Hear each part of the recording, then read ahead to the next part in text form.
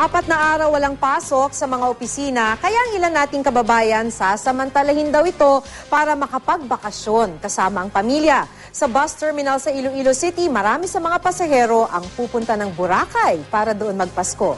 Makibalita tayo live kay Enrico Zurita Jr. ng GMA Iloilo. Enrico?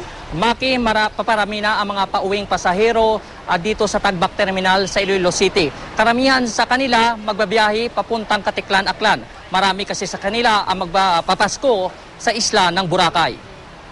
Kung dati umaabot ng 45 minuto bago mapuno ang mga bus at van dito sa terminal sa Iloilo, ngayon umaabot na lang ito ng hanggang 20 minuto.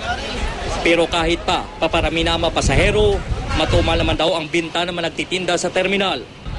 Ayon sa mga otoridad, normal pa naman sa ngayon ang sitwasyon sa terminal, pero nagpapatupad naman daw ng mahigpit na seguridad. Inaasahan ang pagdagsa ng mga pasahero mamayang gabi pagkatapos ng trabaho sa mga opisina. At syempre, bukas at sa darating na linggo, tiyak na darami pa ang bibiyahe. Para hindi maipit sa siksikan, paalala ng mga otoridad, pwede na maunang bumiyahe ngayon. Huwag ding magdala ng masyadong maraming gamit. Bawal naman isakay sa bus ang mga paputok, baril at anumang matalim na bagay. Ngayon, maaliwalas ang panahon dito sa Iloilo City.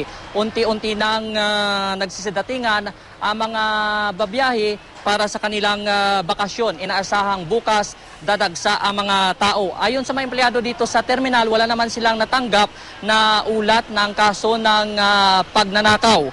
Bukas pa lang magdi-deploy ang mga pulis para sa seguridad ng mga magbabiyahe. At yan ang latest mula dito sa Iloilo City. Enrico Zurita Jr., Nagbabalita, Pilipinas.